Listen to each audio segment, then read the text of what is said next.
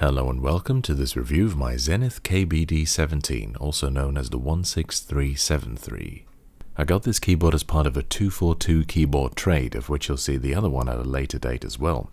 I've been looking for a good one of these for a while, and I'm happy because this one isn't quite mint. There's a little bit of grime on the front of some of the keycaps, and the numpad 4 key doesn't work, but apart from that it's in very good condition, which is extremely important in order to be able to judge the switches accurately. To the untrained eye, it will look almost identical to the ZKB2, another Zenith keyboard which I reviewed a long time ago, but there's a surprisingly large number of differences between the two that I'll walk you through during the course of this video. Speaking of which, I've reviewed several Zenith keyboards before, including this pair of Z150s recently, and several viewers commented that it should be pronounced Zenith rather than Zenith, because it's an American brand and Americans mispronounce the word Zenith in this curious fashion. But my response to this is that the pronunciation Zenith has been scientifically proven to suck donkey ass balls.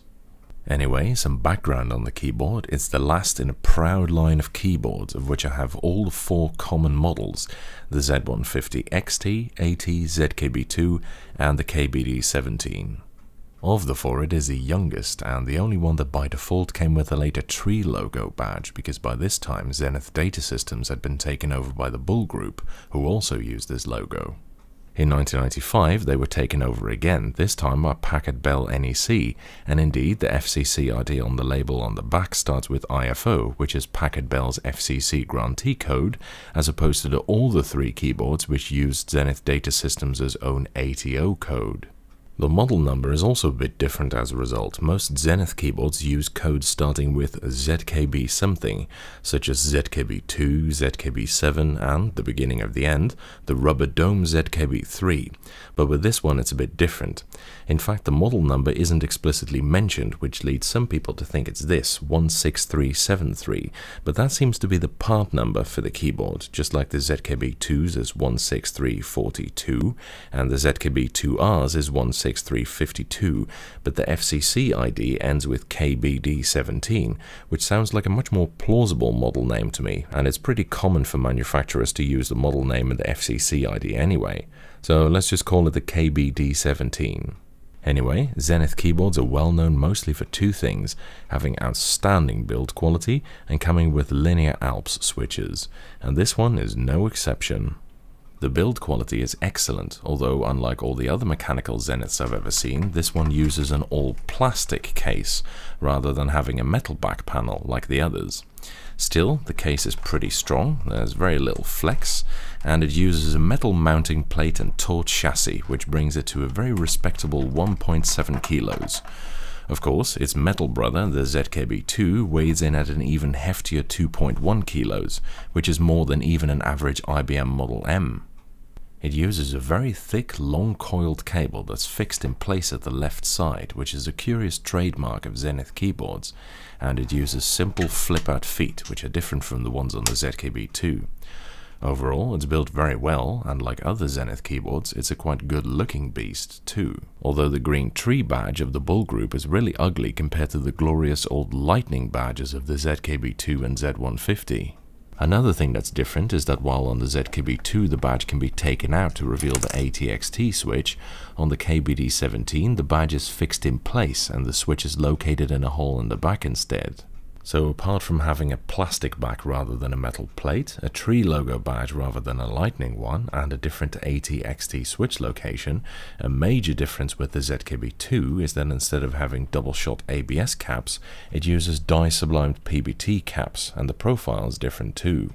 The ZKB2's caps were very standard-looking Alps caps, except they weren't quite as tall as the OEM profile Alps normally used. They were almost cherry profile, in fact. Compared to the ZKB2's caps, the KBD17s are taller, and of course they're PBT, so thankfully they don't yellow with age, unlike the ABS caps on my ZKB2, which are an almost perfect vomit color. As is typical for Zenith boards, some keys use a non-standard size, such as the enlarged Control and Alt buttons, split right shift, medium ass enter key, and the half and half, zero and full stop buttons on the keypad, which is actually a pretty useful feature for if you're trying to touch type on the keypad, by the way. These weird sized keycaps are extremely hard to source from other models of keyboard though. One other thing that it's got that's typical for Zenith keyboards is a piezoelectric beeper which makes a sound when you type a key, in absence of tactile or clicky feedback from the switches. I always switch it off though, as it goes batshit when the typematic is engaged. And now onto the switches, which are Yellow Alps, a linear switch in the SKCL switch family. Although Yellow Alps are really quite easy to obtain, ironically this is their debut on this channel, already having shown green, orange, salmon, black, neon green, amber, blue, white, white damp, cream damp, simplified and lock, but never yellow yet. Today we correct that. So one of the colors I've previously shown was SKCL green switches, which were the predecessor to SKCL Yellow, and I found them to be extremely excellent. They made it to the number 2 spot of my top 5 best linear switches of all time video. So what's different between the two? Well, SKCL green are first generation switches, while SKCL Yellow are second gen, so a few parts have changed.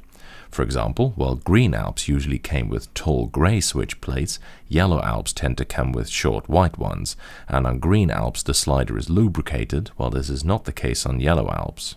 The main difference is the weighting though. As you can see on this force curve, green Alps bottom out at 50 grams, while Yellow Alps are at 70 grams of force. In other words, SKCL green have a weighting that's closer to Cherry MX red, and SKCL Yellow are closer to Cherry MX black. That said, they're still quite different overall. The Alps switches have a slightly lower bottom-out weighting in both cases, and a much lighter preload, giving more of a gradient to the weighting. And of course, both Alps switches have a minor tactile event inherent in all switch plate-equipped Alps. Yellow Alps have a weighting that's a bit lighter than MX Black though, somewhat like many of the later Yellow MX clone switches, which also have an intermediate weighting. Maybe the slider color of those was inspired by SKCL Yellow, who knows? Now, some will find this intermediate weighting quite desirable, but for me the very light key feel of green Alps is perfect. These yellows aren't bad, and not quite as tiring to use as MX Black, which tend to wear up my fingers a bit over long periods of typing, but I just prefer greens a bit. So, how about smoothness? Do the Yellow Alps hold up in this regard? Well, if we compare the KBD17 to my ZKB2, which is not clean and fairly well used, I can't feel that much of a difference really. But if I compare it to my Z150, which is new old stock, closer to the condition of the KBD17, the difference is noticeable. They're still smooth, but they're not as smooth as green Alps, I'd say. Overall, it's a nice key feel, but most of all I prefer the lighter weighting of green Alps myself. I found that although I don't mind heavier weighting on clicky switches as much, my fingers quickly get tired when linears are even medium stiff, presumably because the lack of feedback makes you want to bottom out more, because that kind of takes the place of normal tactile feedback. They're still nice and smooth though, and if you like medium stiff linear switches, you may well find these very much to your liking. The Z150 and ZKB2 were made during the whole late 80s, so they could come with green or yellow Alps, but with the KBD17 being a bit of a latecomer, it's believed that it could only come with yellow Alps, as green ones had already been phased out by this time. So that's another difference with the ZKB2, which I think might actually be easier to get in green than in yellow. As I mentioned earlier, it's extremely easy to obtain yellow Alps though. In fact, they can be bought new old stock off of Taobao for 26 cents a piece.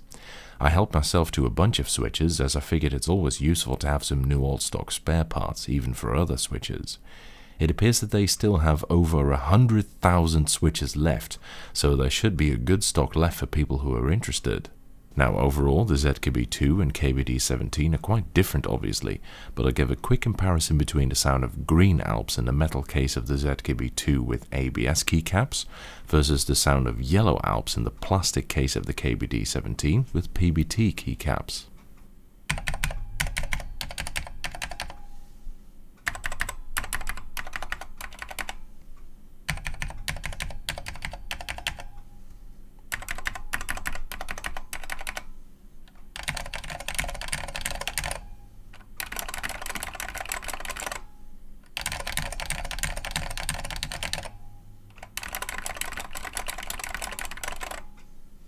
One more thing I should mention is that unlike the older Zenith keyboards, the KBD17 doesn't come with N-key rollover, it has 2-key rollover instead. Now normally I don't find this to be that much of a problem, but it's implemented in a really weird way on this keyboard, because as soon as you get conflicting keys, it not only ignores the extra keys being pressed, but it also switches off the keys that were already pressed, and that is a problem. Let me show you. I mean, look at that, what the fuck? I noticed this problem right on the first day I was gaming with it, and it's really obnoxious. I say this is bad enough to disqualify it for use in games. 2-key rollover really isn't the end of the world in my opinion, but it just constantly switching off your keys is pretty horrible, especially as it seems to have a pretty bad matrix. If you use it natively over PS2, it doesn't forget the keys, it just ignores extras, but it does make a rather loud beep. And as I said, the matrix is pretty terrible, so this happens constantly. I even get it during typing, and pretty often too. Anyway, overall it's a good keyboard with outstanding build quality, nice switches, nice caps, and a pretty cool look. But the rollover issue is a major, potentially deal-breaking letdown, and the badge is not that great. Still, the badge is the same size as all the other badges, so you could technically take it off and stick on the one from a different model. That's it for this video. Thank you for watching. I hope you enjoyed it. And following is a typing demonstration of me typing on this keyboard.